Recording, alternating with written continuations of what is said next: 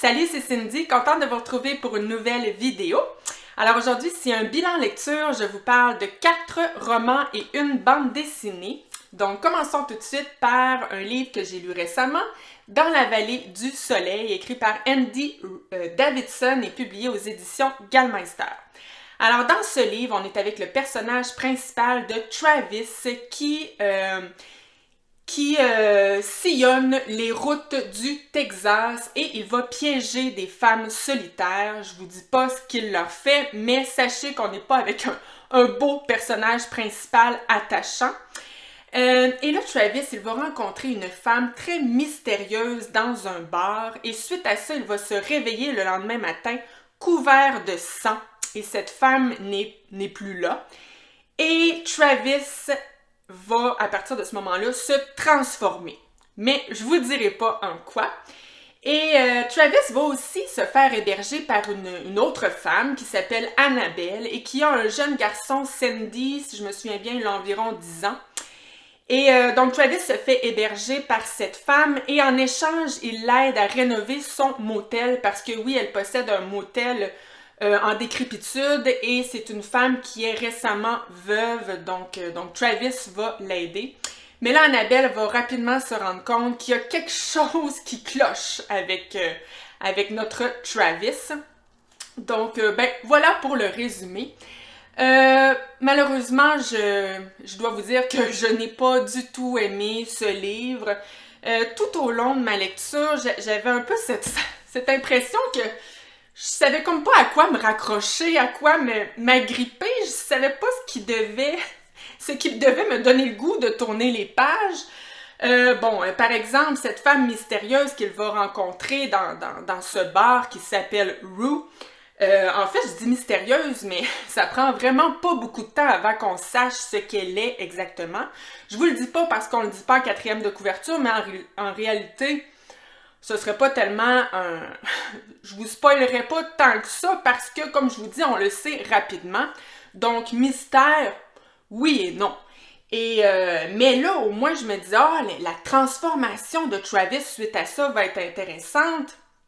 Et bien là non plus, je trouvais pas qu'il y avait une évolution dans sa transformation. Tu sais, rapidement, je vous dirais que son état reste pas mal stable tout au long du livre. Et là aussi, je trouvais pas ça vraiment intéressant. Il y a aussi des chapitres où on est avec des enquêteurs qui vont justement enquêter sur ces femmes retrouvées mortes. Là aussi, je me disais, mais c'est... Il n'y a aucune intrigue face à ça. On le sait qu'est-ce qui leur est arrivé, on le sait qui l'a fait. Donc là aussi, moi, c'est des chapitres qui ne m'intéressaient absolument pas. Les seuls petits passages qui auraient pu... qui m'intéressaient en fait, c'est les passages où on est avec Travis et cette femme Annabelle ainsi que son petit garçon Sandy. Donc là, je voulais voir un peu tranquillement pas vite la relation qu'elle allait se développer entre ces trois personnages. Mais il y en a si peu. Il y a si peu de passages justement avec ces trois personnages. Et il y a un côté de moi aussi qui n'y a pas vraiment cru. D'ailleurs, je ne vous l'ai pas dit, là, mais en quatrième de couverture, on nous dit il prend tranquillement pas vite de l'importance dans la vie de cette femme et de son fils. En fait, je vous dirais que c'est pas vraiment vrai, à part réparer sa piscine, honnêtement, il se passera pas tant grand-chose entre eux. Et non seulement ça, mais j'y croyais tellement pas parce que Travis, comme je vous dis, il se transforme en quelque chose... déjà à la base, c'était pas un gentil personnage, mais en plus, il va se transformer en quelque chose de très étrange, très bizarre. Et moi, si j'avais été cette femme, Annabelle, je lui aurais dit... Va-t'en! Va-t'en de chez nous! Je veux absolument pas que tu croises mon fils. Tu sais, j'en aurais eu peur. Donc, je comprenais pas pourquoi elle est comme intriguée par ce personnage et même comme s'il y a un certain intérêt qui se développe en elle pour lui, mais vraiment, je ne comprenais pas pourquoi. Moi, à sa place, je me serais pas sauvée. Je lui aurais dit de se sauver. Fait que, voilà.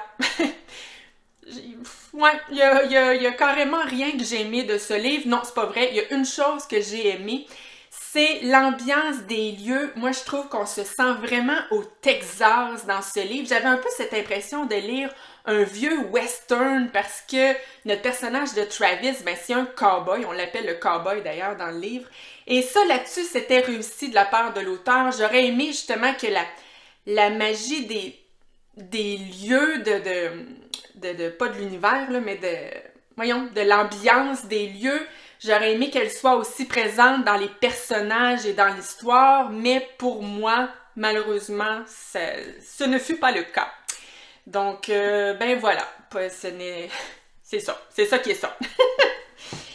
Maintenant, là, inquiétez-vous pas, les 3 prochains romans dont je vous parle, c'était de très bonnes lectures, donc on s'en va dans quelque chose de beaucoup plus positif. Je vous avouerai que je n'ai pas de coup de cœur, par contre, bon, c'est peut-être un peu décevant, mais ce sont quand même de très bons livres qui, je pense, pourraient être des coups de cœur pour vous, sans aucun doute. Donc, premièrement, j'ai lu Le silence des agneaux, écrit par Thomas Harris, et moi j'ai l'édition France Loisirs. Donc, dans ce livre, on est avec mon Dieu, j'allais dire Clovis. On est avec Clarisse, qui est une jeune élève flic, mais qui étudie aussi en sciences du comportement. Et son patron va l'envoyer rencontrer Hannibal Lecter, qui est emprisonné dans une prison à haute sécurité, parce que Hannibal Lecter est un psychopathe qui était lui-même un tueur en série, un cannibale aussi d'ailleurs. Et donc, Clarisse va... Mais ouais, Hannibal Lecter est aussi un très grand psychiatre. Et donc, Clarisse va s'en servir pour tenter de retrouver ce tueur en série, Buffalo Bill, qui tue des jeunes femmes et qui les écorche.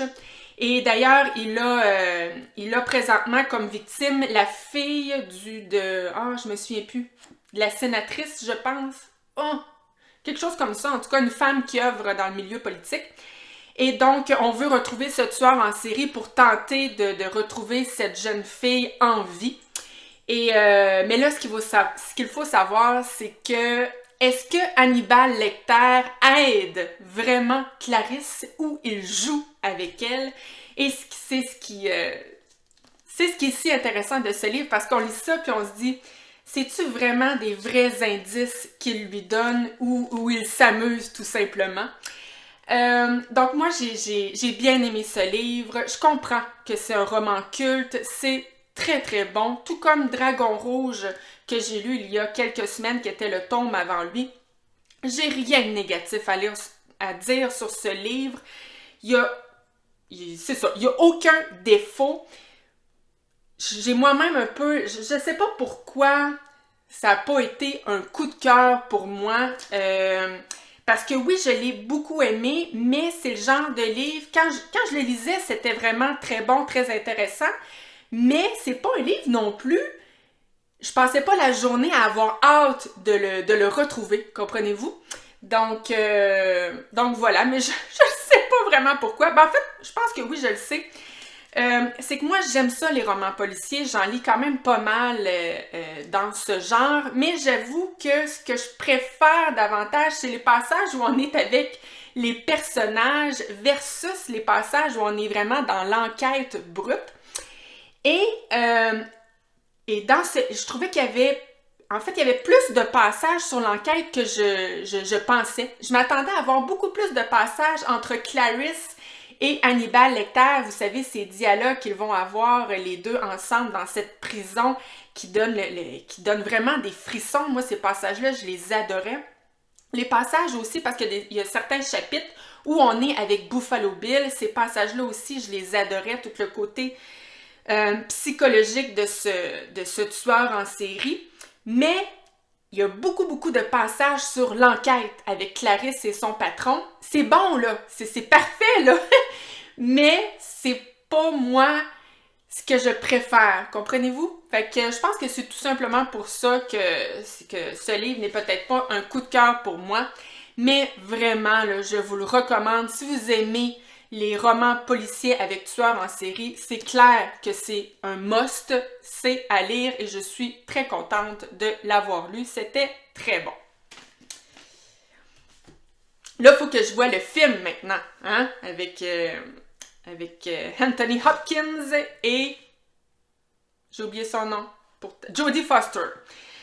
Bon, le prochain livre que j'ai lu, qui était aussi une très bonne lecture, Cheval indien, écrit par Richard Wagamese et publié à la Bibliothèque québécoise. Alors, dans ce livre, on est avec le personnage principal de Saul, Cheval indien, qui est un fils de la nation Ojibwe. Et Saul a passé son enfance à se cacher des hommes blancs qui venaient capturer les enfants de son peuple pour les emmener dans ses pensionnats autochtones. Et donc, oui, même s'il ne se fait pas... il va réussir finalement à se cacher, malgré tout, il va voir son peuple tranquillement sombrer parce que son frère, sa sœur, eux, vont être capturés ainsi que d'autres enfants. Et donc, voilà, il voit ses parents sombrer dans la noirceur, dans l'alcool également. Heureusement, il a sa grand-mère qui arrive à rester debout dans tout ça, je pense justement pour son petit-fils. Et donc voilà, le premier tiers du livre, on est justement là, dans cette partie de l'enfance de ce jeune Saul. Et là, suite à ça, ben, je vous dirai pas exactement les circonstances, je vais vous laisser les découvrir, mais lui aussi, finalement, va se retrouver dans un pensionnat autochtone où il va vivre, ben, évidemment, l'horreur, mais petite lumière au bout du tunnel, il va aussi découvrir le hockey, qui va devenir une passion. Et non seulement va devenir une passion, mais il va lui-même devenir un jeune prodige de ce sport. Et donc, le deuxième tiers du livre, on est vraiment dans toute son évolution au cœur de ce sport. On est vraiment dans le hockey à 100%. Et finalement, on va terminer le livre, le dernier tiers, avec le après-hockey et avec justement toutes les blessures du passé qui vont ressurgir. Donc, on est vraiment plus dans ce côté-là. Et là, je vais m'arrêter là parce que sinon, je vais vous raconter le livre au complet. Je veux vous le laisser découvrir parce que c'est un livre que je vous recommande assurément. C'est très, très bon. C'est très touchant. Évidemment, c'est une histoire, ben c'est pas une histoire vraie, mais ça soulève une réalité qu'on connaît, les pensionnats autochtones, et c'est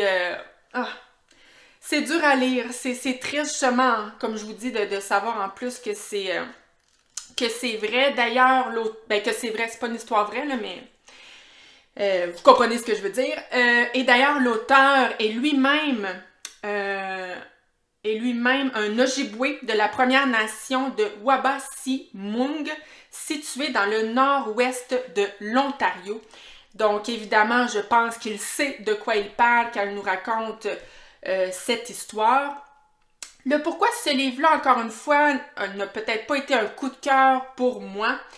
Ben, je vous dirais que ça ressemble un peu au livre de Thomas Harris, c'est-à-dire que je le lisais avec beaucoup d'intérêt, j'aimais vraiment ma lecture, mais encore une fois, c'est pas un livre que j'avais donc hâte de poursuivre, et je pense que la raison, c'est peut-être parce que le hockey prend énormément de place dans ce livre. C'est correct, c'est le but de l'histoire. On est avec un jeune prodige du hockey qui va découvrir une passion, et d'ailleurs, le hockey, c'est la raison pour laquelle il va demeurer vivant, parce qu'il y a plusieurs de ses camarades au pensionnat qui vont s'enlever la vie suite à toutes les horreurs qu'ils vivent. Lui, c'est le hockey qui va le sauver, donc c'est normal que ça prenne autant de place dans le livre. Mais étant quelqu'un d'absolument pas intéressé par le hockey, je ne connais absolument rien dans ce sport. Je sais que ça fait de moi... Je ne suis pas une vraie Québécoise à ce niveau-là, que voulez-vous? Mais je sais pas, je me l'explique comme ça, le pourquoi j'ai peut-être pas créé tant de liens, peut-être avec le personnage, parce que je m'attendais à vivre plus d'émotions, honnêtement. J'ai été touchée par cette histoire, mais je m'attendais à en vivre davantage. Ben voilà. Mais quand même, un livre que je vous recommande, et clairement que je veux lire d'autres livres de cet auteur. Maintenant, le prochain livre, c'est aussi un auteur que je voulais découvrir depuis longtemps. J'ai lu La liste de mes envies de Grégoire Delacour, publié chez J.C. Lattès. Alors ici, on est avec Jocelyne Gerbette, qui est une femme dans la quarantaine, qui est plutôt satisfaite de sa vie. Elle est quand même heureuse. Elle a un mariage, heureux, mais en même temps, on comprend que ça n'a vraiment pas été toujours facile pour eux. Ils ont aussi 2 enfants. Et donc, sa vie de couple, sa vie, en fait, en général, a été parsemée d'obstacles, comme je pense tout le monde. Mais vraiment, elle est où elle est rendue dans la vie, elle est plutôt quand même satisfaite de sa vie. Mais là, elle va gagner à la loto un gros montant d'argent. Et plutôt que de la rendre hyper heureuse, ça va lui faire terriblement peur. D'ailleurs, elle va garder le chèque caché dans sa maison et elle va réfléchir à savoir est-ce qu'elle veut vraiment de cet argent? Est-ce que les répercussions seront positives ou négatives? Et donc voilà, je vous en dirai pas plus sur l'histoire. Évidemment, c'est un livre où le message est très gros. Hein? Il n'est pas du tout subtil. Hein? Vous savez, ce genre de questions, est-ce que l'argent fait le bonheur? Est-ce que d'avoir une Porsche dans mon entrée? Est-ce que d'avoir une grosse baraque 4 étages? Est-ce que ça me rendrait vraiment plus heureuse? Devrions-nous plutôt apprécier ce que l'on a? Hein? Donc, toutes ces questions-là, évidemment, sont soulevées dans cette histoire. Puis comme je vous dis, c'est pas subtil du tout. Mais c'est drôle, hein, parce qu'habituellement, c'est le genre de livre que moi, j'aime pas particulièrement. Mais ici, ça a fonctionné pour moi. J'ai vraiment trouvé que c'était une jolie histoire. C'est bien écrit. Par contre, j'ai pas été si tant impressionnée par l'écriture, là, je dois être honnête avec vous, mais c'est quand même très bien écrit, là, mais tu sais, j'ai pas fait « Oh my God, wow! » je me suis attachée au personnage de Jocelyne ainsi que de son mari Jocelyn. Et oui, il s'appelle Jocelyn et Jocelyne. Et j'étais intéressée parce que, évidemment, on va revenir un peu dans son passé, on va apprendre à connaître sa vie. Et j'étais, oui, intéressée par sa vie, par la vie de cette femme. Et voilà, ça a été vraiment une belle lecture, une lecture...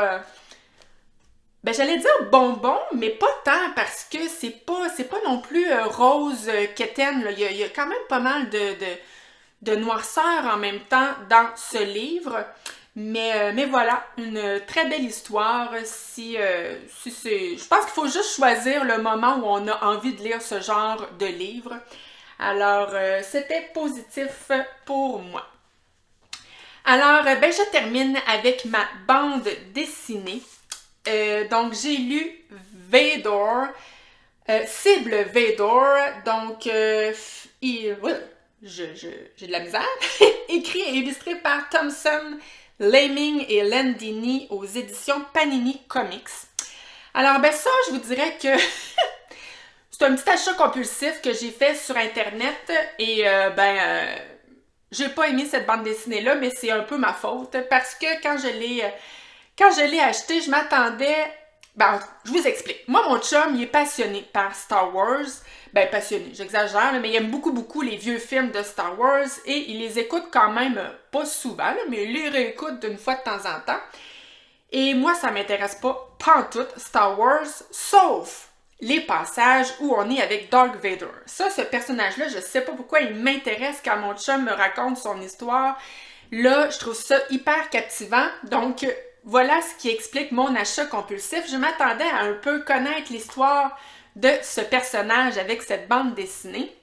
Mais si j'avais lu la 4e de couverture en librairie, j'aurais compris que ce n'est pas du tout l'histoire de ce personnage. On est plutôt dans une espèce de chasse à l'homme où Bellert Valance va être embauché par la main cachée pour aller tuer Darth Vader et il va se faire aider des chasseurs de primes les plus dangereux de la galaxie.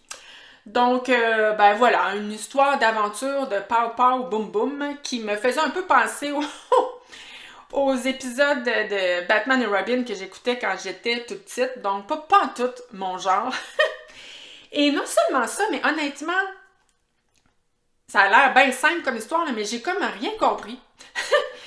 J'ai rien compris et là vous allez dire, ben c'est sûr, tu connais rien dans Star Wars. En effet, je connais pas les personnages, je connais rien de cette galaxie. Mais même les fans de Star Wars, je suis pas sûre que vous allez peut-être mieux comprendre que moi. Mais je vous explique, c'est qu'il y a beaucoup de retours dans le passé. T'sais, on va se promener vraiment passé-présent dans cette BD et je trouvais tellement pas que c'était réussi. J'étais tellement perdue, là. On retourne des fois dans le passé, puis je sais même pas pourquoi, je sais même pas on est rendu avec quel personnage. Donc, j'ai vraiment trouvé que ce passé-présent-là était pas du tout bien exploité dans cette bande dessinée. Donc, honnêtement, même pour les fans, je suis pas sûre que c'est une très bonne bande dessinée. C'est mon avis, évidemment, mais voilà, c'est dit. Si vous avez par contre une bande dessinée qui raconte vraiment la vie de ce personnage, vous pouvez me le dire en commentaire. Je vais peut-être me laisser tenter pour une prochaine lecture. Donc voilà qui complète mon bilan lecture. Je suis quand même assez contente, même si j'ai hâte d'avoir un gros coup de cœur, là, évidemment, mais j'ai eu quand même de très bonnes lectures dans les 2 dernières semaines. Et moi, je vous reviens justement, d'après moi, dans 2 semaines avec un autre bilan lecture. Si ce genre de contenu vous intéresse, je vous invite à vous abonner à ma chaîne. Ça fait toujours plaisir. Merci d'avoir été là. À la prochaine!